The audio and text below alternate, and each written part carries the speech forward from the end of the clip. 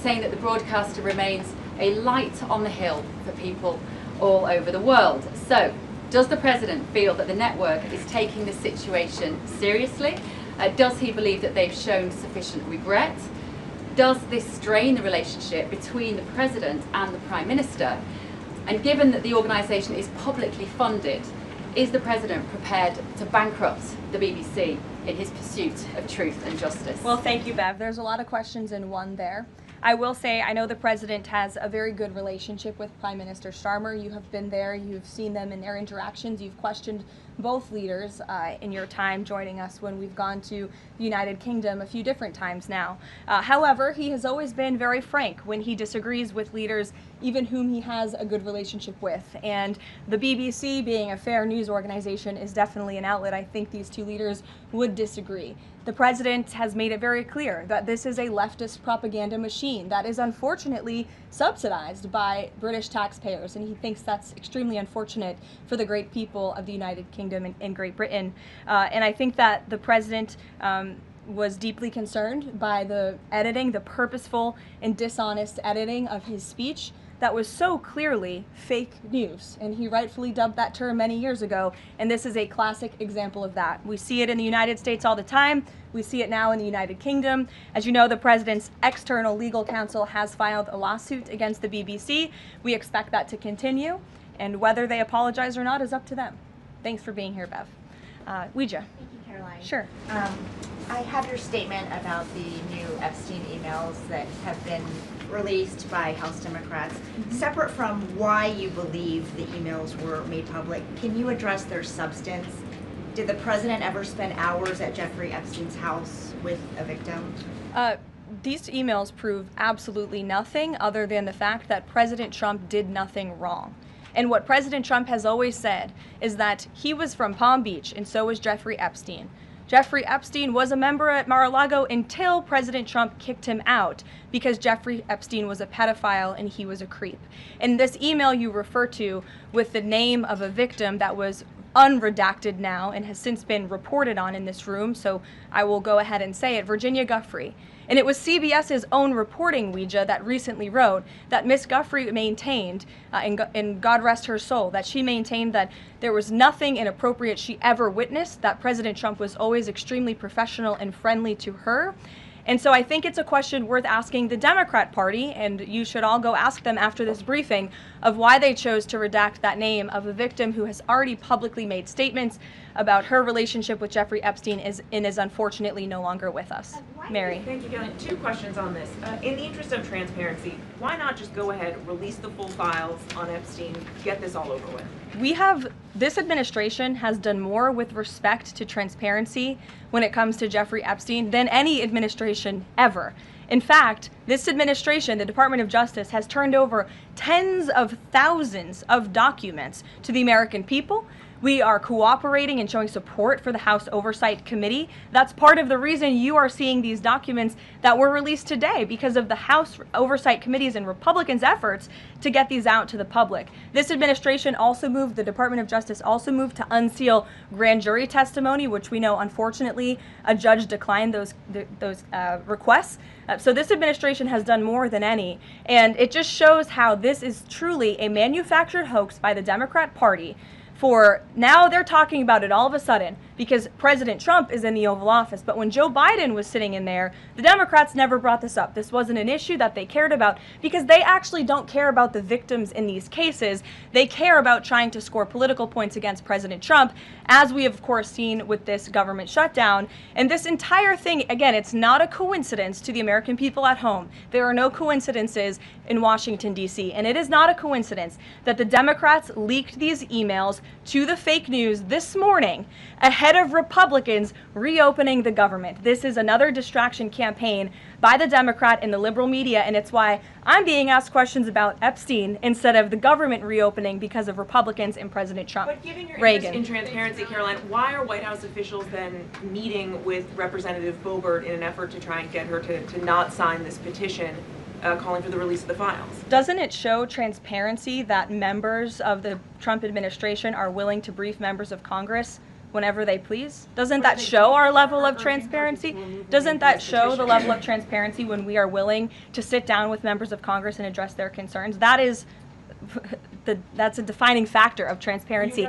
Having discussions with members of Congress about various issues, and I'm not going to detail conversations that took place in the Situation Room in the press briefing room. Reagan. I have a question about the government shutdown. Thank you. I'm glad someone does. First, on the government shutdown, the shutdown deal reverses the administration's reps, and it also prohibits more from happening until the end of January. I'm wondering if the president had input on this element of the deal, and if he's at all disappointed that's going to reverse the downsizing of the federal government like they did during the shutdown. I mean, look, I think it's about 6,000 workers total. When you look at that in comparison to the reduction in the federal workforce that this administration has done since January to get rid of the waste, the fraud, the abuse, and to reduce the size of our federal bureaucracy, we've done a lot of great work on that front, and we will continue to. But obviously, the president's main priority was to reopen the federal government and get people back to work, and that's what this deal accomplishes. Line, there's been reports in Israeli media that the U.S. is considering building a temporary military base on the Gaza border. Can you confirm these reports? So I had a conversation directly with the reporter who wrote this article, and this article was based on a single piece of paper, an inquiry that somebody in the Department of Navy made about an idea that may happen in the future. And this reporter deemed that as an official plan and ran with a story that the United States is looking into it. I checked with the highest levels of the United States federal government. This is not something the United States is interested in being engaged in. It's not something we are currently involved in right now that we will be funding. And the president has been very clear he doesn't want to see boots on the ground with respect to what's happening in the Middle East. We've made great peace. We've made great progress with the peace plan in Gaza, and we want to continue to see that move forward. But I put a comment in that story for a reason, and sometimes we see reporters take a piece of paper like this and just deem it as official policy, and sometimes that misleads people a little bit. Sure. There's been a question about UK intelligence sharing regarding the drunk interdictions involving Venezuelan boats. How will that affect the U.S. military operation? There's been a lot of discussion about the high caliber of the intelligence that has been provided before any of these military actions have taken place. I've seen that report. Oh, hello. I've seen that report. I'm familiar with the reporting, but we don't comment on intelligence matters, classified intelligence matters, as you know. As for the Trump administration's position on our narco-terrorist campaign in the Caribbean, it is going to continue, and the president has made it very clear he's not going to allow terrorists to bring illegal drugs that kill American citizens into our great country. Sure, John. I'll go to John and then Zolan. Go ahead. Thank you so much. Trump has talked about sending out $2,000 checks to U.S. citizens. Earlier this year, he also talked about sending a Doge dividend. That didn't materialize. Should U.S. Citizens expect the $2,000 proposal? Is the White House committed to making that happen? The White House is committed to making that happen, yes, and we are currently exploring all legal options to get that done. I don't have a timeline for you or any further details, but I can confirm for you that the president made it clear he wants to make it happen, and so his team of economic advisors are looking into it, and when we have an update, we'll provide one. Zolan. You said at the top that one of the costs of the government shutdown was that people missed their SNAP benefits. Can you explain then why the administration went to court to fight the funding of food stamps and SNAP benefits? So recipients missed their SNAP benefits because the Democrats shut the government down, and they forced the administration to tap into a contingency fund that did not even fund the full entirety of this program.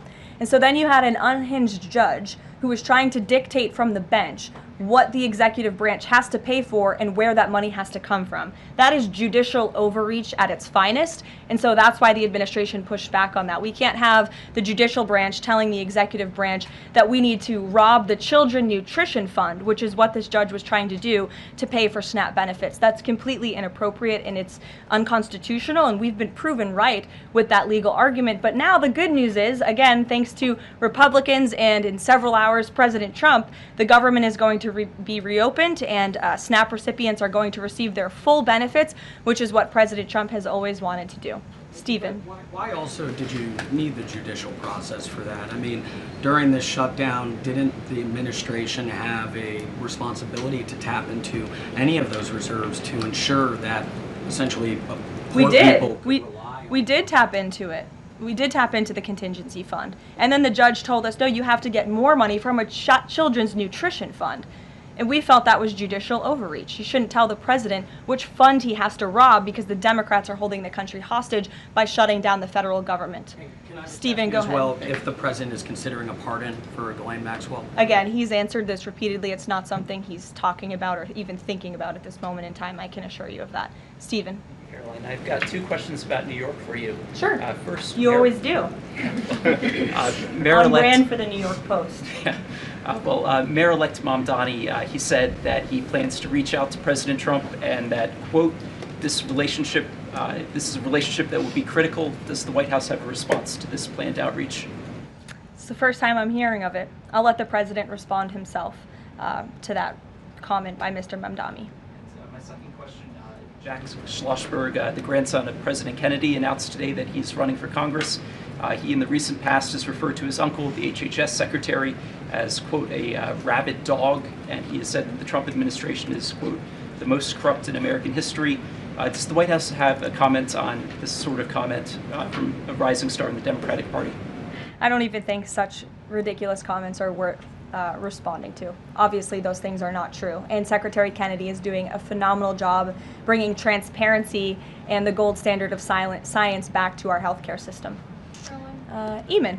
Thank you, Caroline. The president's hosting a number of Wall Street CEOs for dinner tonight here at the White House. Can you give us the names of the CEOs who are going to be here and give us a sense of what the president's message to Wall Street is going to be tonight? I don't have a full list for you in front of me, Eamon. I know you've reported on some names and we've helped you navigate whether those names were truthful or false.